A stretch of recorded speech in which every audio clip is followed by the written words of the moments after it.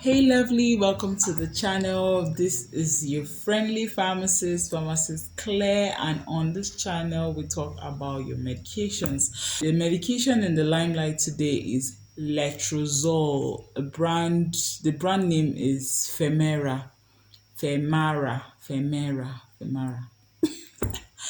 Okay, anyhow you know it, but basically I want to talk about letrozole today. So in this video you're going to know how it works, when to take it, that is the best time to take it, and the side effects. Over and above all, you're going to know the precautions. Those precautions are very important to me. The beauty of this video is that in the side effects, I'm going to explain what you can do when you experience the side effects. And trust me, it's very important to know what to expect with regards to side effects so that you're not taking unaware.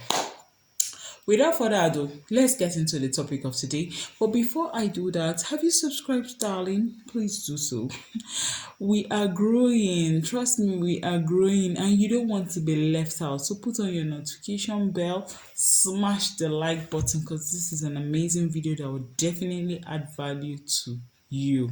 Especially if you're taking this medication or you know anyone that is taking this medication, I'm sure that's why you clicked on this video to get more information. In this video, if you're a technician or a pharmacist watching this video, trust me, this would help in your counseling tips. So that's why it's good to watch my medication videos. That's one benefit if you're a professional on this channel. Okay, so today I'm talking about letrozole. How does letrozole work? Letrozole is an aromatase inhibitor. What I mean by that is that it inhibits the enzyme that is necessary for the production or production of estrogen.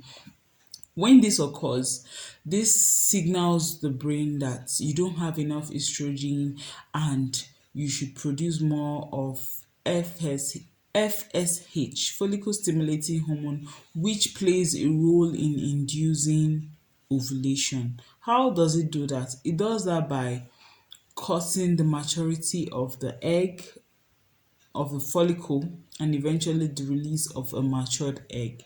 That is how ovulation is induced. That's basically how letrozole works. Letrozole works by reducing estrogen, basically.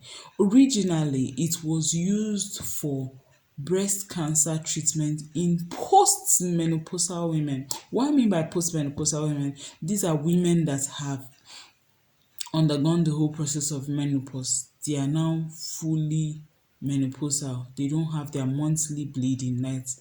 Their monthly ovulation and release of egg and eventual menstruation has stopped.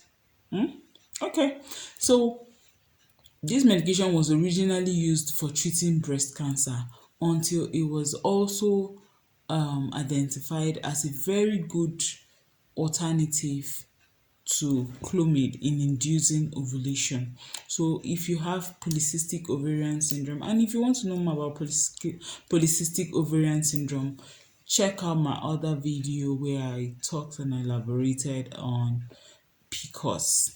So Femara letrozole is a good alternative to clomid in the management of polycystic ovarian syndrome. In fact, it's actually, for me, is the best option for PCOS. But please don't self-medicate. This video, disclaimer alert, this video is not for treatment.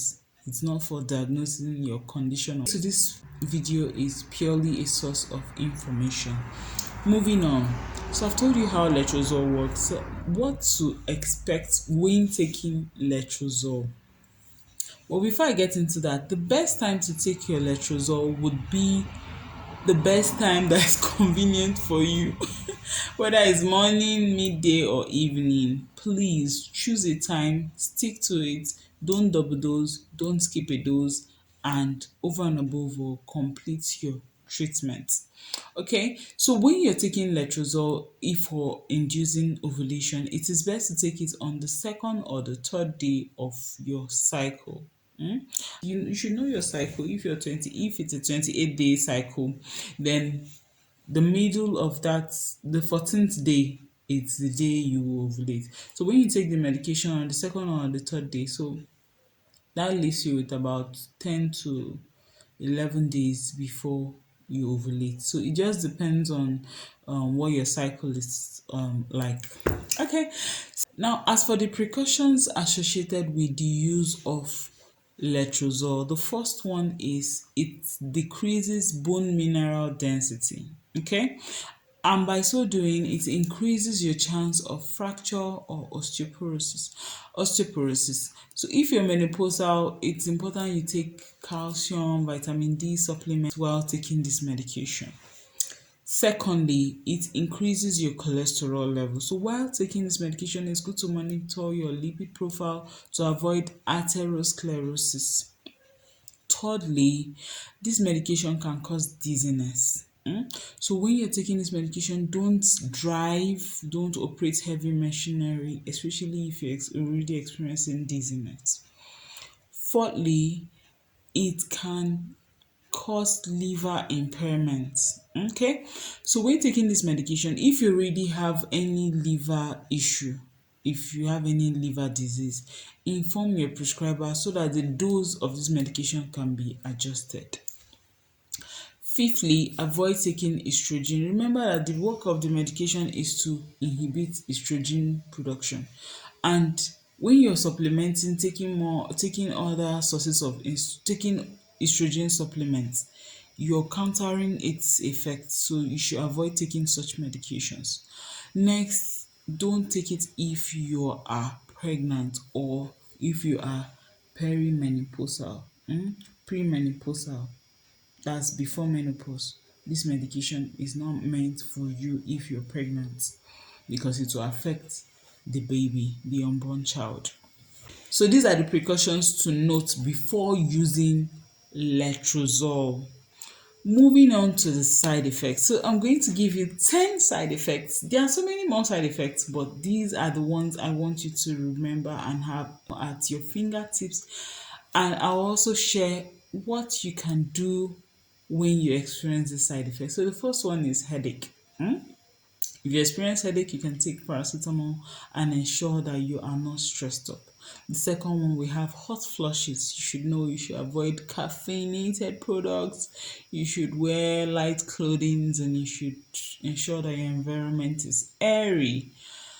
Thirdly, dizziness. I already mentioned this. You should ensure you don't drive or operate heavy machinery. Fourthly, you may experience constipation. That means you should increase your fiber intake and take lots of water. Fifthly, you may experience urinary tract infection. When this occurs, make sure you see your physician to ensure that the appropriate test is done and this is managed promptly. Next, funnily, you may experience diarrhea. And when you experience this, you should ensure you start taking ORS, oral rehydration salts, and you should also take zinc. And if this doesn't work for you, then you may have to see your prescriber. The next one is that you may experience edema, that's swelling, fluid accumulation. If this occurs on your legs, then you should raise them up when you are seated, especially for a long time. And it is usually best not to sit for a long time. Try to, move around and to ensure that you don't have this edema. Next, you may experience excessive sweating. Wow, this can be very annoying because you start having all those marks drawing under your armpits. The best thing to do, my dear, is to ensure that you have your bath morning, afternoon, night, depending on the weather. Bathe 3 times a day or twice a day. And make sure you wear clothes that are not thick. Wear light clothing. Next, you may experience tiredness, that's fatigue. This is expected. What you can do is to make sure you are resting, and as soon as you're done with this medication, after a few days, this tiredness would resolve. The 10th side effect, which is not like I've not exhausted the list of side effects. You may experience bone pain. When this happens, you can take some pain relievers, but make sure you discuss with your prescriber because if you have ulcer, you should know that there's some medications you shouldn't use. So these are the 10 side effects and these are the things you can do when taking letrozole. Wow, this was very interesting. I'm very happy to share this with you. I hope you have learned something from this video. If you have watched to this point, you are the real MVP. Don't forget to subscribe, smash the like button, put on your notification bell because I post videos every week. So if you have watched to this point, let me know in the comment section. The first question is that what hormone is inhibited by letrozole, and mention one precaution you should take before taking or commencing letrozole. Wow, thank you so much for watching, and until next time, remain blessed. See you in the next video.